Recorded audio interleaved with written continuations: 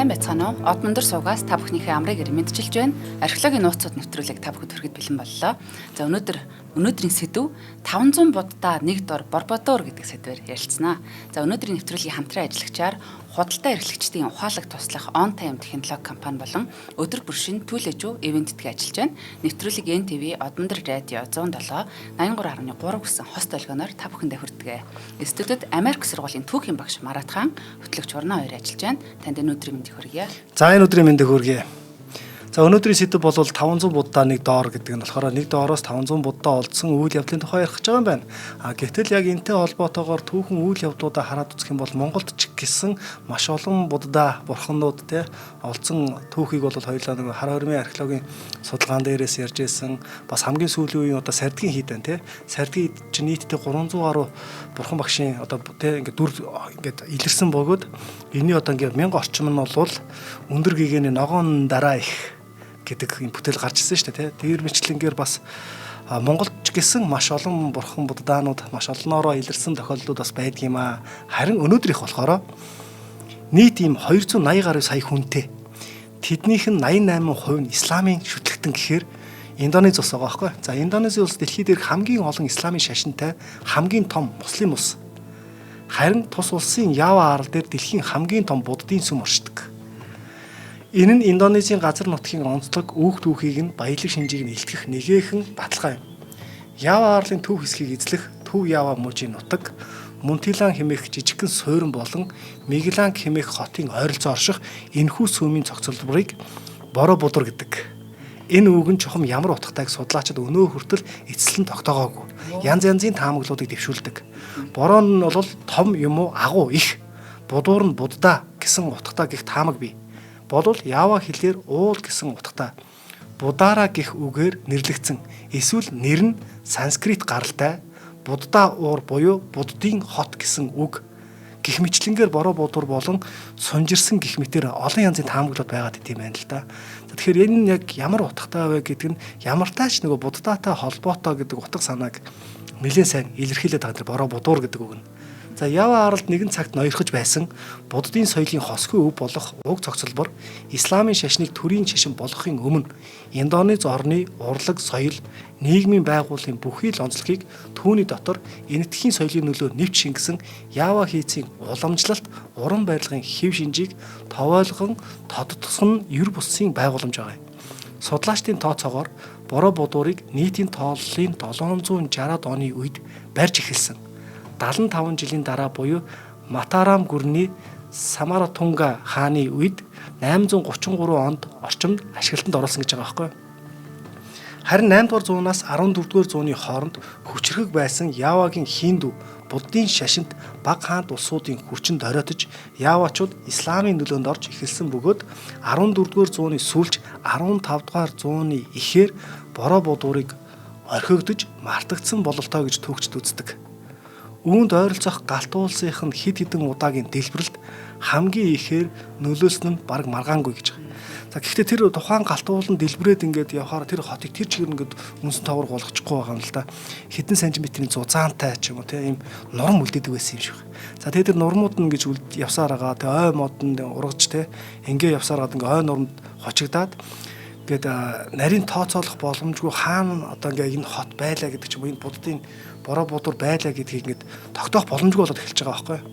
За тэгээд нийтдээ бол энэ 300 гаруй километрийн зайд орших Кэлүүд гэх газар бол ийм аврах том галт уулын удаа дараагийн дэлбэрэлтч энэхүү сүмийн цогцлборт бол үнс нурмаа хучиж байсан нь эргэлзээгүй гэж байгаа байхгүй. За тэгэхээр ойр орчмын галт уулуудын дэлбэрэлт дээрээс нь 300 гаруй километрийн цаана байгаа ч гэсэн энэ нь бол бас л Борободуурыг ер нь хүн төрлөختний бас нэг нууц буддын том тойр болгож үлдээсэн байж магадгүй байгаа. За яг хэдий гэдгийг нь яг таг тогтоогоог аргагүй ч гэсэн 928 оноос 1006 оны хооронд аль нэг цаг үед нь Матарам гүрний хаан Эмпу Синток иргэн тойрныхоо хид хідэн галтуулыг дэлбэлтээс болоод улсынхаа нийслэлийг Явагийн төв хэсгээс зүүн хэсэг рүү нүүлгэн шилжүүлсэн баримт байдаг. Борободуурыг энэ үед орхигдож хаягдсан уу гэдгийг түүхчид мөн л баттаа сайн мэдэхгүй байна. Гэхдээ хэдий үед ашиглахаа байв гэсэн асуултанд бол хариулт олох гэсэн эрдэмтдийн олон таамгаас нэг болвол Матарам гүрний нийслэлийг нүүлгэн шилжүүлсэн гихтэр дурдсан 11-р зууны ихэнх үе. Эсвэл исламын шашин Индонезийн арлуудад дэлгэрч эхэлсэн 14-р зууны сүүл үе гэсэн хоёр хувилбар одоогоор хамгийн олон дэмжигчтэй буюу санал нэгтэйгэр гэж хүлээн зөвшөөрөгдөд идэг. Ява арлын 15 дугаар зууны дунд үе гэхэд дийлэх олноороо хэдийнэ исламын шүтлэгтэн болоод байсан. Тэр цагаас хойш Явагийн түүхийн ном судар, бичгийн сурвалжууд бороо будуурыг одоо жишээ нь исламын шашинд буддын шашин юу гэж явах вэ? Христийн шашин юу гэж явах вэ? Муу ёр гэж боддог байгаа байхгүй тий. Тэр муу ёрын газар гэж тэмдэглэсэн нь нэг бус. Энэ нь альва шүтээний дүр, хөрөг, зураг, хөшөө, баримл зэргийг бүтээхийг цээрэлдэг исламын номлол ёс уламжлалтай холбоотой юм. Түүх сурвалжид тэмдэглэснээр 1709 онд Матарамын хааны эсрэг цэргэлэн боссон эсэргүү босгочд орхигдож хаягдсан буддын сүм хаваар цуглаж бүгддэг байсан гэж байгаа байхгүй. Тэдний толгойлогч удалгүй бороо будуурын хажуугаас баригдан цаазлагдсан. Энэ явдлаас 50 жилийн дараа буюу 1757 оны орчим Матарам гүрний угсаа залгамжлах хунтааж бороо туурын нэгэн жижиг сувраг дотор хоригдож байсан хүлэг баатар анд нөхрөө ирж очоод дараа нь ордондоо очоод төд удалгүй нас орчдөг. Тэгэхээр энд нь бол нөгөө хүмүүс бол энэ муу ёрын газар гэдгийг бол улам дэлгэрүүлээд өгчихсөн. Ер нь бол яг энэ мэтлэнгээр бороо будуурыг бол ингээд юу яасан муу газар, муу ёрын газар гэж ингээ үздэг. Яриануд нь улам олон болж дэлгэрч эхэлжсэн байгаа байхгүй. Үүнээс хойш нутгийн иргэд бороо будуурыг өмнөхөөсөө ч илүү ер нь муу ёрын газар гэж үзэн ойрт очихооч болсон. Хожим хойчин хүмүүсийн дэлхий дахины аз олоход харин Явагийн хожим үеийн исламын шүтлэгтэнгүүд буддын энэ цогцлборыг нурааж сүчгээгүй. Байгалийн хүчинд нь даатхан зөнд нь орхиж хайсан байгаа.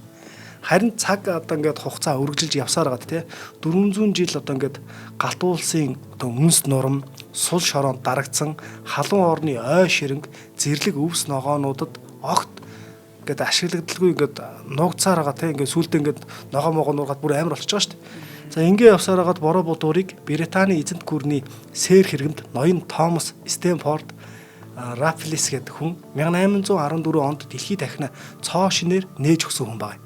Тухайн үед одоогийн Индонезийн арлууд Нидерландын хаант улсын мэдэл байсан ч Британий айрам Наполеоны дайны жилүүдэд буюу 1811-ээс 1816 оны хооронд энэ хэсэг газар буюу Ява арлыг голландуудаас эзлэн авч хэсэг хугацаанд эзэмсэж байсан. Харин сэр Стэнфорд Рафлис Нидерландын зүүн энэтхэг нэртэй байсан тэр үеийн Индонез дахь Британий эзэнт гүрний амбан захирагчийн ажлыг албыг 1811-ээс 1816 оны хооронд хассан хүн байна. За Индонезийн арлууд 1824 оны Лондоны тунхаг нэртэй хоёр улсын гэрээгээр Нидерландад буцааж өгсөн. Сэр Рафлис харин яг амбан захирагчаараа ажилласан 5 хүрэхгүй жилдээ буюу одоо 1811-ээс 16 оны хооронд тухайн орны түүх, соёл, газар зүйг сонирхон судалж 1817 онд Ява арлын түүх нэртэй ном хүртэл хэвлүүлсэн байдаг. Сонирхуулахад Индонезийн одоо ингээд Суматра, Борнео аралд ургадаг дэлхий дээрх хамгийн том цэцэг хүүрийн үнэрт Сарана гэх цэцэг байдаг шүү дээ. За энэ цэцэг бол латин нэршил нь болохоор Рапилсийн нэрээр нэрлэгдсэн байдаг аахгүй юу? Рапилис Арнолди гэдэг тий. За тэгэхээр энэ хүний нэрээр нэрлэгдсэн байдаг аман захирагчийнхаа. За Стэнфорд Рафлис бол мөн яг орчин цагийн Сингапур улсын суурийг тавилдсан хүний нэг нь гэж үздэг байгаа аахгүй юу? За тэгээ түүний нэрмчид одоо ер нь бол эмнэлэг сургуулж очид буудал ер нь хаасаг олон байдаг. Эдгээр орлон байгаагаас бол Рафлесийн олон улсын институтийн нэг салбар нь манай усад ч бас байдаг юм байна. За ингээ сэр Стэнфорд Рафлес нутгийн иргэдээс эртний сүм дугны тойр ой ширэнг дунд байдаг тухай нэг бус удаа сонссон тул 1814 онд Төв Явагийн нийслэл Семаранг хотод очихдоо газар нутгийн онцлог нутгийн иргэдийн аж байдлыг нь сайн мэддэг Голланд инженер Херман одоо ингээд Корнелиус гэж хүн байгаа байхгүй. Энэ хүнээс ингээд тусламж хүссэн. Цаатхан ч гэсэн эртний одоо ингээд эртний идэл янз бүрийн сонирхдаг буддын сүм олон гэхээс бүр ингээд тоглож ядаад дуртай яж өшөөрсөн гэж байгаа байхгүй. За тэгээд тэд нар бол яасан бэ гэхээр нэг жижигхэн тосхноо ингээд хажуухнаас 200 орчим хүн дайчлан ажиллуулж эхэлсэн байгаа. Хөөс мөнгөний нөгөөд гэсэн үг шүү дээ. Тэд бүтэн 2 сарын турш хэдэн зуун мод огтолж зарим хэсэгт нь зэрлэг өвсийг нь шатааж нүцгэн гараараа шахам сүмийн суурийг шорооноос цэвэрлэж байж бороо будуурыг ил гаргасан. Хэдийгээр Сэр Рафлес Корнелиус гэдэг дамжуулан те сүмийг олох өвс ногоо мод бот галт уулын үнс нурам сул шороог цэвэрлэх хамаг ажлыг зохион байгуулсан боловч өөрөө болвол бороо будуурт нь хүл тавиагүй. Алсаас энэ бүх ажлыг санхүүжилж ирсэн хүн байгаа байхгүй. Гэсэн ч бороо будуурыг ер нь шинээр нээсэн гол говьяатай хүн хинбэ гэхлээр саяны Рафлес гэдэг хүн өөрөө л тааж байна.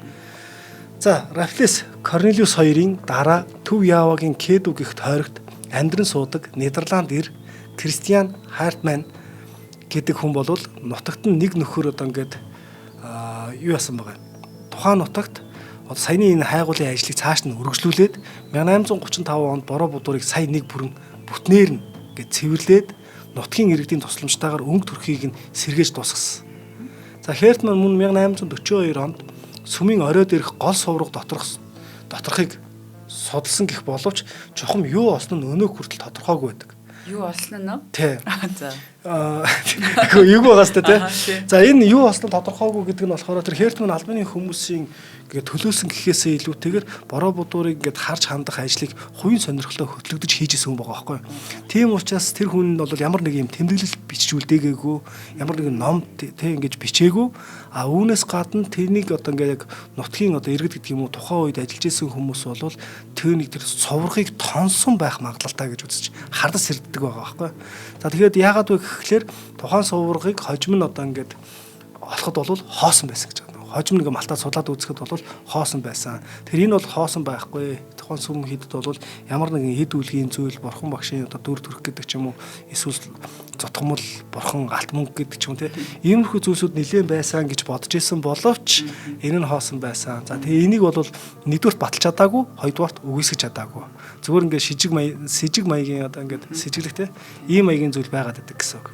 За сүмийг Нидерландын албаных нь 1859 онд мэдлэлтэй авч нарийн судлах, хааны сийлбэр, чимэглэлүүдийг нь баримжуулах ажлыг хийж эхэлсэн. Харин анхны гэрэл зургийг нь 1872 онд авсан.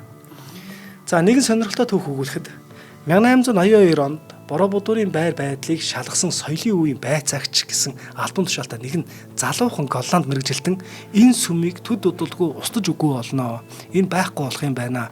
Эдгээр чулуугаар хийсэн зүйлсүүд нь бол байгалийн энэ сайлах илэгдэл те. Одоо энэ гих зүйлсүүдээс ер нь бол ирээдүйд устж өгөө болно. Тийм учраас эдгээрийн ихэнхийг нь яг одоо энэ салгаж авч музейд байрлуулсан дээрээ гэж ийм санал гаргасан байгаа юм.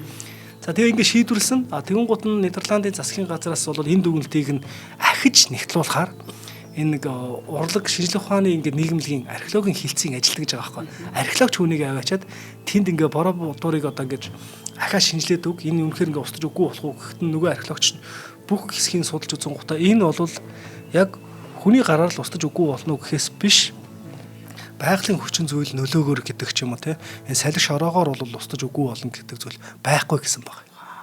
За тэгэхээр эндээс бол бат бөх чулуугаар хийсэн гэсэн үг шүү дээ.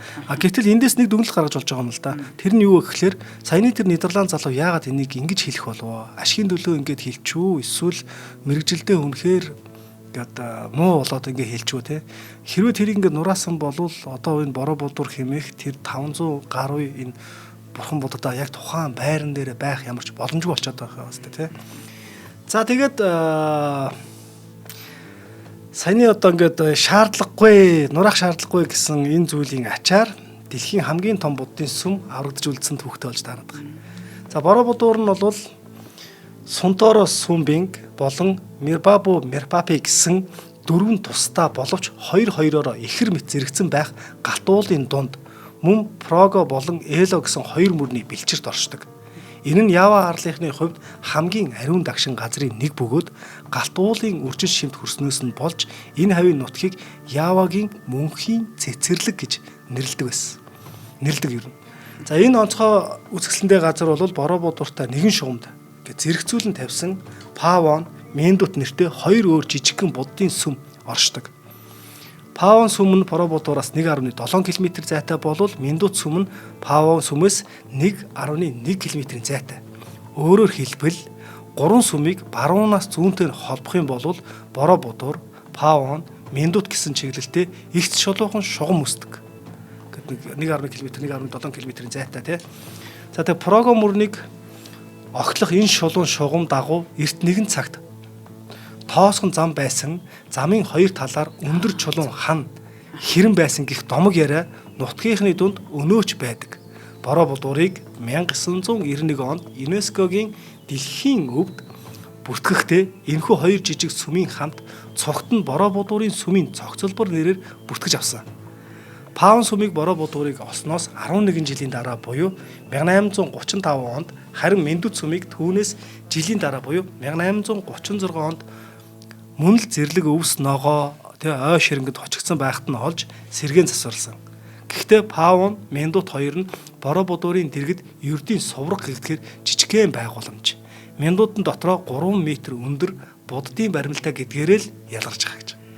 За хоёулаа хамтран ажиллагчаа танилцуулах. Дэлхийн хамгийн том бас буддын сүм гэдгээрээ их сонирхолтой байна. Тэгээд одоо нэгэн зам дагуу ингэж тэгш хэлбэртэй байгаа нь хүртэлтэй зам байсан, холбогдсон байсан гэдэг одоо энэ зүйл бас сонирхолтой. Дээрэс нь одоо Индонез явах юм бол тэр дэлхийн хамгийн том цэцгийг харах ер нь надад бас нэг хүсэл байдаг. Тэгээ та бүхэн бас багш ярианасаа мэдсэн баг. Тэр цэцгийг хэрвээ бас аяллаар явах юм бол харамаар юм байлээ тий. Надад маш өмхий цэцэг тий. Надад бол айгүй гой санагдаад байна л да. Яг л ийм газар очиж үзхийнсэн гээл тий. За нэвтрүүлгийн ивент тэтгэгчээр худалдаа эрхлэгчдийн ухаалаг туслах On Time технологи компани маань ивентэд ажиллаж байна. On Time технологи хариуцлагатай офсет компани нь 2016 оноос үйл ажиллагаагаа явуулж байгаа програм хангамжийн компани. On Time-ийн үйлчилгээ таны төсөөлж байснаас ч одоо бидний амьдралд ойрхон. За учир нь On Time нь 6 болон 8 нэрийн хүнсний дэлгүүрүүд худалдаа эрхлэгчдэд зориулсан кассийн систем хөгжүүлдэг юм байна. Тэгэхээр бид нар өдөр тутамдаа бас On Time-ны үр шимийг хүртэж явдаг юм байна л та. За Монгол орон даяар байдаг 6-8 нэрийн хүнсний дэлгүүрүүдийн 50% нь буюу 2 дэлгүүр тутмын нэг нь On Time-ийн програмыг ашиглан үйл ажиллагаагаа явуулдаг гэж байна. Та өглөө гарахдаа, орой харахтаа хүнсний дэлгүүр ордог л бол On Time тэнд байгаа гэсэн үг. За On Time-ийн системээ хөгжүүлэхдээ хэрэглэгчдийнхаа өдөр тутмын үйл ажиллагааг нарийн судалж, тэдний оронд одоо өөрсдийгөө тавьж үзэж, дэлгүүрийн хэрэгцээнд яг нийцсэн хурдан шуурхай юм програм хийдгээрээ одоо бусдаас илүү давуу талтай 2024 оноос эхлэн М-банктай хамтарч одоо 2 гоё үйлчилгээг хэрэглэгчдэд санал болгосон юм байна. За эхнийх нь тэг 16% шимтгэлтэй банкны карт уншигч гэж байна. За тэг 16 гэхээр бага юм шиг сонсогдож байгаа боловч одоо ихэнх банкны карт уншигч 1% шимтгэлтэй байдаг бол On Time-ийн санал болгож вэ. М-банкны карт уншигч ашигласнаар 40% хэмнэлт их юм боломж байдаг гэх нурт хугацаанд та одоо сард 30 сая төгрөгийн борлуулалттай бол банкны шимтгэлээс сард 400 мянган төгрөгийг за жилд бүр 4.5 сая төгрөгийг хэмнэдэг. За хоёр дахь нь бол On Time-ыг сүүлийн 6 сар хэрэгжилж байгаа бол 100 хүртэлх сая төгрөгийн эргэлтийн хөрөнгийн зээлийг 100% онлайнаар олгодог гэжээ. За та ямар ч материал бүрдүүлэхгүй банкнд очихгүй байгаа газараасаа шууд авах боломжтой. Та On Time-ийн хэрэглэгч бол яг одоо App Store, Play Store-оос M-Business гэж хайгаад эсвэл дэлгэцэн дээр байгаа QR кодыг уншуулад аппликейшнаа татаад M-банкныхаа нэвтрэх нэр нууц зүгээр нэвтрэн бизнесийн зээлийн эрхээ шалгах боломжтой. Үнэхээр юм амархан хурдан байдлаар ингэж шийдэж өгсөн байгаа гэж хэлсэн байна.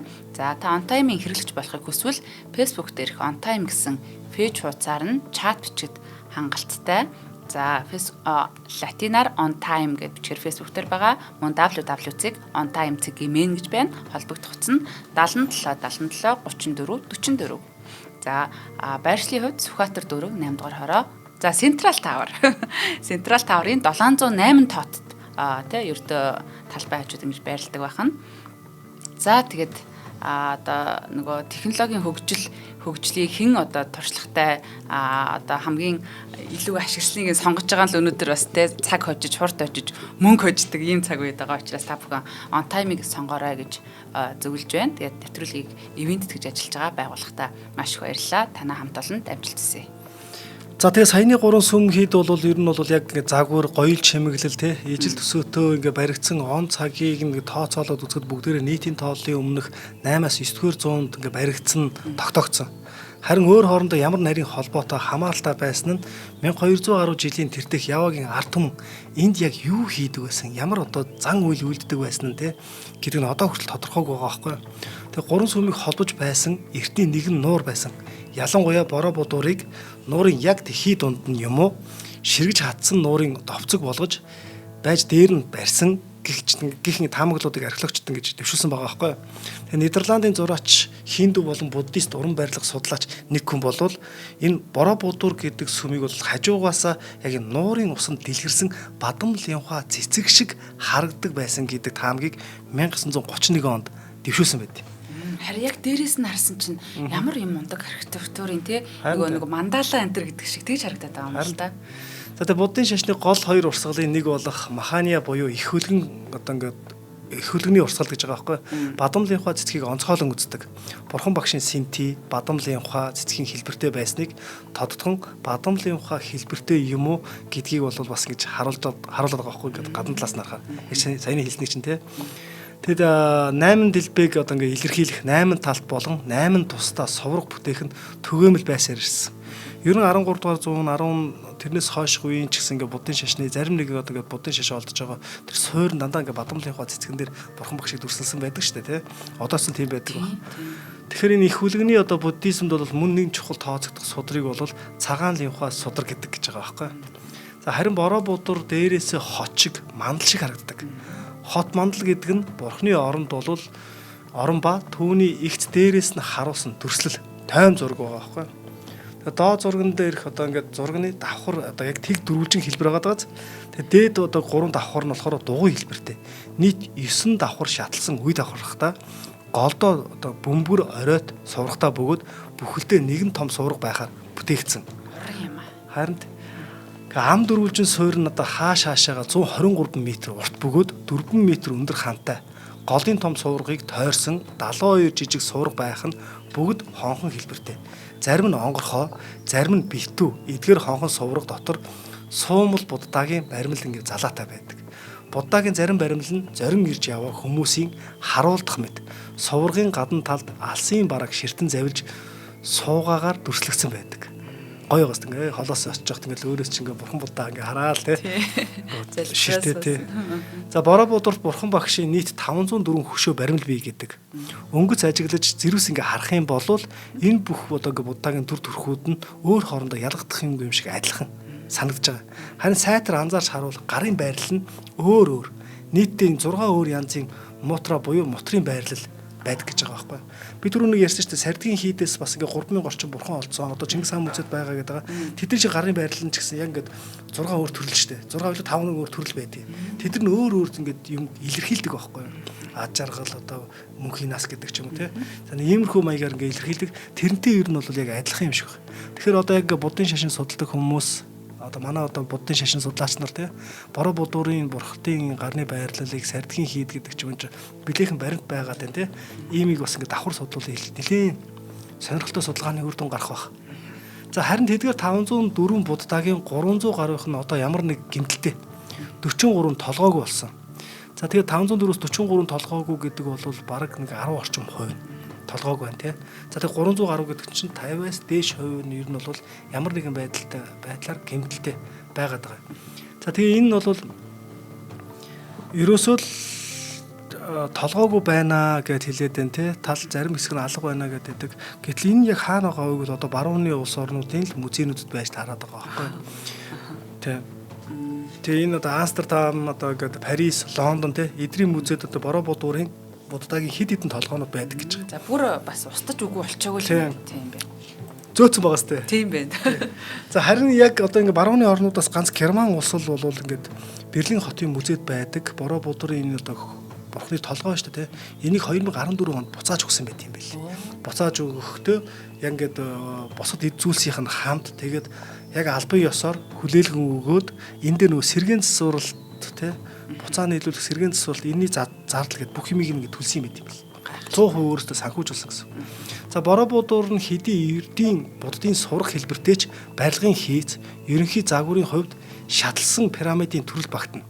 Мөн гүндээ өөрөө гүн хэсэгтээ болохоор өрөө тасгаа гэх юмгүй боловч яг бурхан багшийн хэдэн зуугаар тоологдох хөшөө баримл дүр дүрслэлтэй тул сувраг гэхээс сүм гэгддэг. Шаталцаасан үе давхраг бүрэн өгсүр шаттай, шат болгон дээрээ хаалганы нуман хүрээтэй, доороо хамгаалагч арслангийн хөшөөтэй. Нийтдээ 32 арслангийн баримл бий. Сувраг тойрсон алхах зассан замтай хан туурга болгоно нь товойлгон уралсан уран нарийн зураг чулуун сийлбэртэй, чимэглэлтэй. Нийтдээ 2672 хэсэг товгор сийлбэр чимэглэл байдаг гэсэн тооцоо бий. Харин судлаачид ам дөрвөлжин хэлбэртэй 4, дугуй хэлбэртэй 3, нийт 9 үе давхаргыг нь буддын шашны ухаанаар сав шимийн 3 орныг дүрсэлсэн гэж үздэг.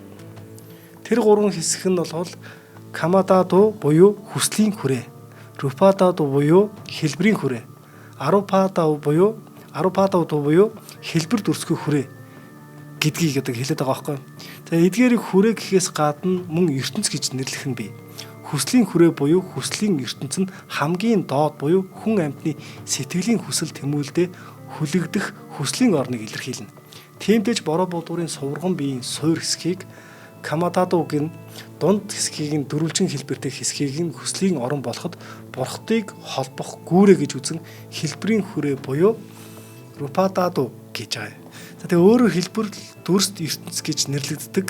Рупададо хэлбэр дүрсгүй тэнгэрүүд мэдлдэг гэж байгаа байхгүй.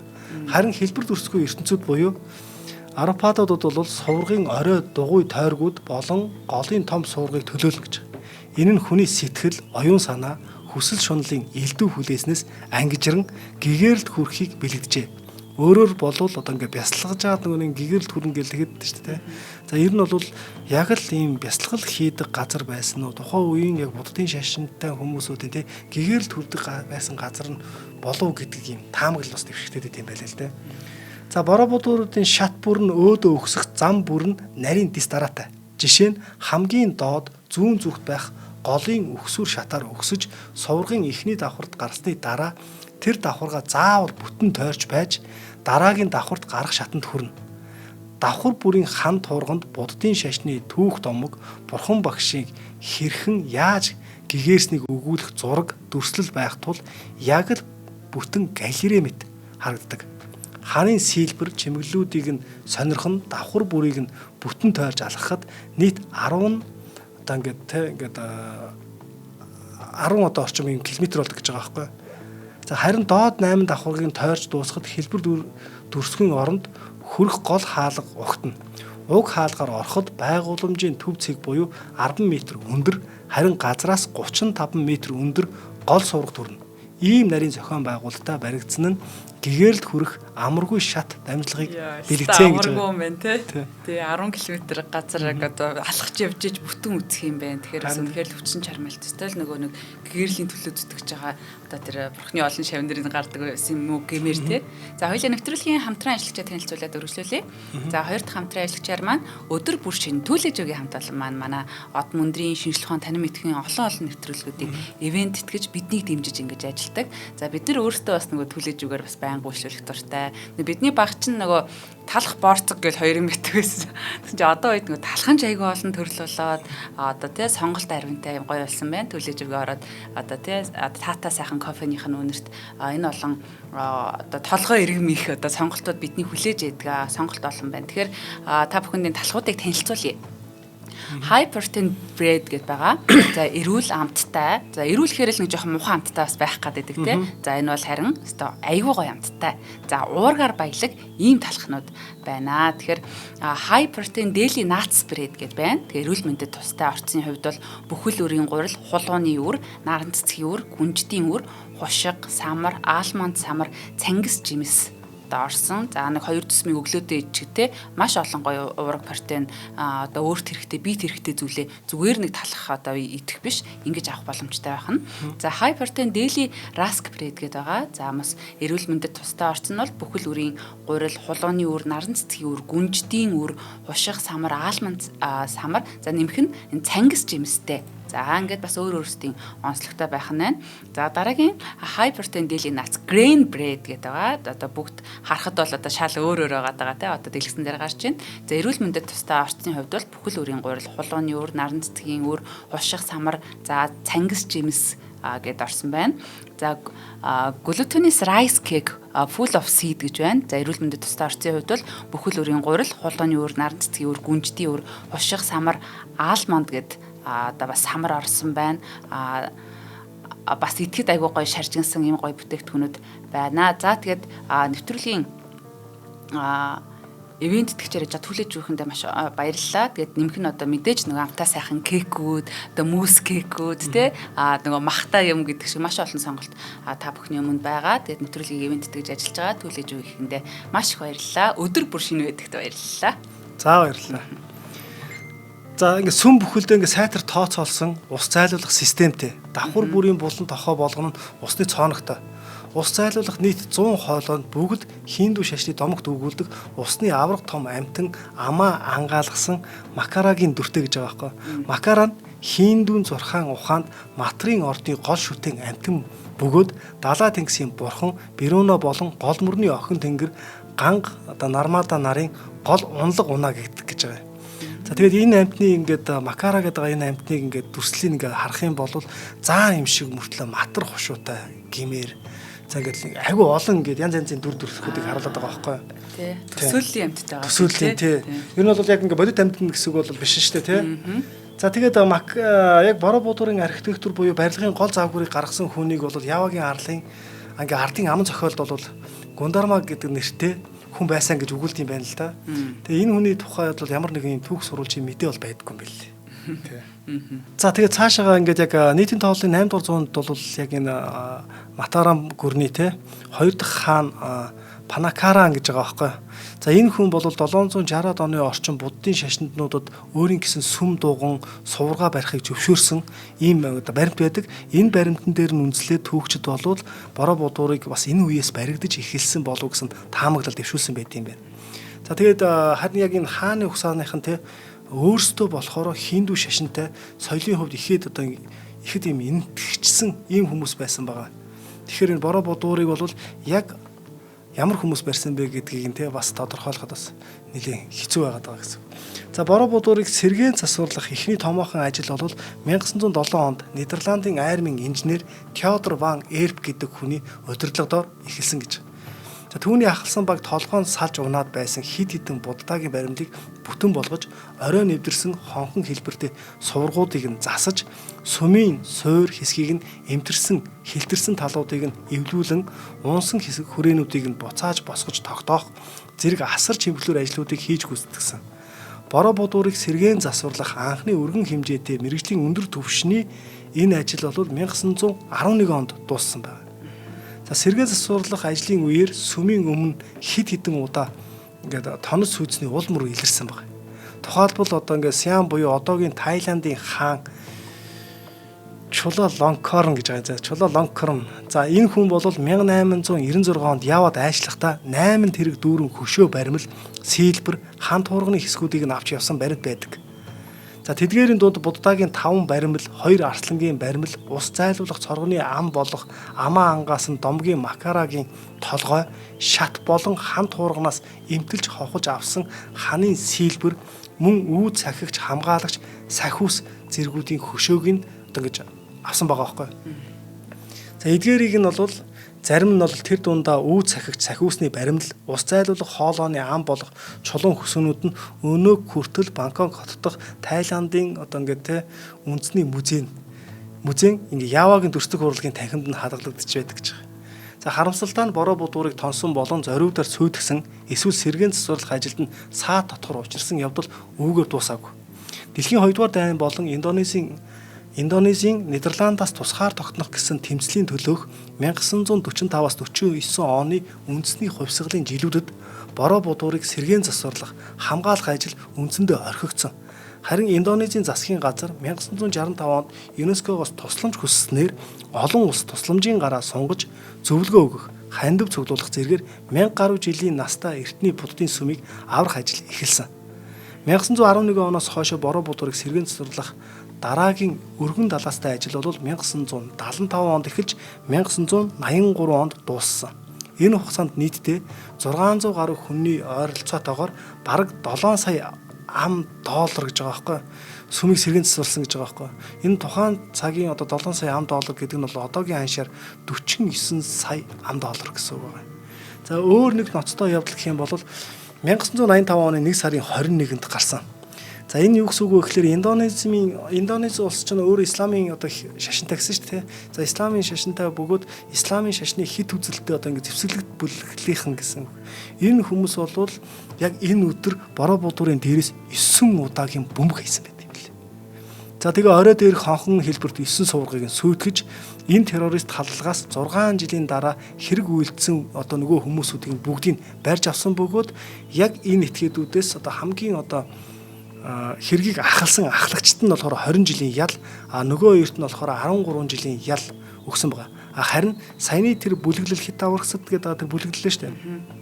Энэ бүлэглэлийн удирдагчид нь насаараа хорих ял өгсөн байгаа байхгүй. За ЮНЕСКО-гоос анхааруулснаар сүүлийн жилүүдэд галт уулын дэлбэрэлтээс үүдэх хор хохирлоос гадна хөрсний илэгдэл, аялагч жуулчдын зүй бус үйлдэл бороо будуурыг хамгийн их сүйтгэж сөргөөр нөлөөлж байгаа. Жуулчид ялангуяа юунд ч хүрч болохгүй гэсэн анхааруулгыг үл тоон сүмийн ханан дээр элдв зүйлс сараачих юм уу хонхон сувраг шат хаалга зэргийг эрмэг хүрээг нь эмтлэх гэх мэтээр одоо ингээ их тохиолдол гард юм байна л да. За тэгээ бороо будуур өдгөө Индонезийн түүхэн дурсгалт газруудаас аялагч жуулчдын хамгийн ихээр зорин очдог газар болж жилд бараг 2 сая жуулчин хүлээж авах болсон. Харин энэ их хөл хөдөлгөөнөөс болж дөрвөн талын одоо нийт 2033 гишхүр шатных нь бараг 50% нэлэгдсэн байгаа гэж байна.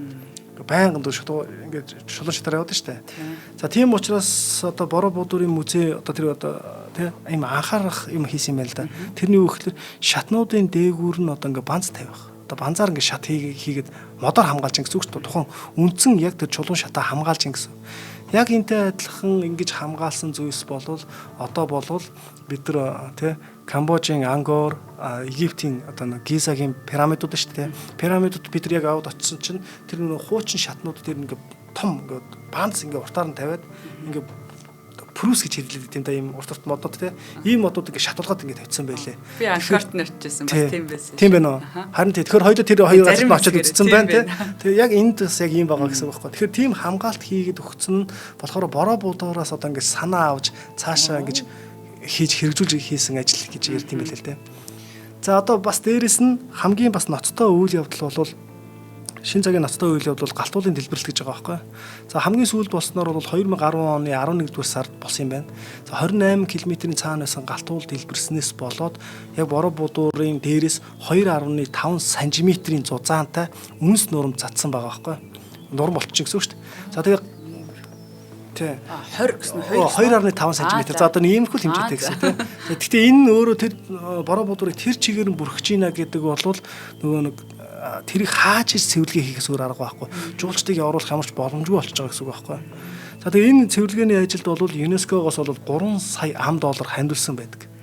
За бороо будуурын буддын шашинд сүсэгтэн олон 1973 оноос нээлттэй болж одоо ингэж нээлттэй болсон.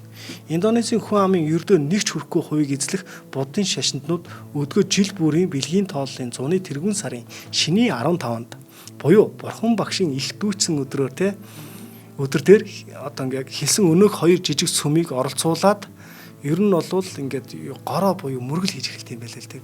Гороолно гэж ярьдаа шүү дээ. За энийг хийж эхэлдэг. За Индонезийн эрх баригчид бороо будуурын уран барилга, түүх, соёл, шашин шүтлэгийн ач холбогдлыг нь тодотхон уг сумыг үндэсний хэмжээний бэлэг тэмдэг болгосон. Өдгөө бороо будуурын дүрс, төв ява мужийн туг сүлдэн залаатай байна. Мөн дэлхийн хамгийн олон исламын шүтлэгтэй улс атлаа хүн амынх нь ердөө 0.8% нь буддын шашинтай гэгддэгч Индонезийн албаныхан бурхан багшийн их дүүцэн өдрийг 1983 оноос үндэсний тэмдэглэлт өдрийн нэг болгон зарласан нь бас л бороо будууртай холбоотой гэж. За энэ мэтлэнгээр 500 бурхан Будда нэг доор байсныг нь илрүүлж олсон. Энэ нь буцаагаад нөгөө улстай ямар том түүх соёлын нөлөө үзүүлсэн бэ гэдэг өнөөдрийн энэ хүү нэвтрүүлэг энэ хүрээд өндөрлж байна. үнэхээр хоржоонтой хамгийн их исламын шашинтай Харин улс дээ. хамгийн том буддын сүм байж байдаг нь тий. Тий. За тэгээд аялал жуулчлалаар явж үзэх бүрэн боломжтой юм байна.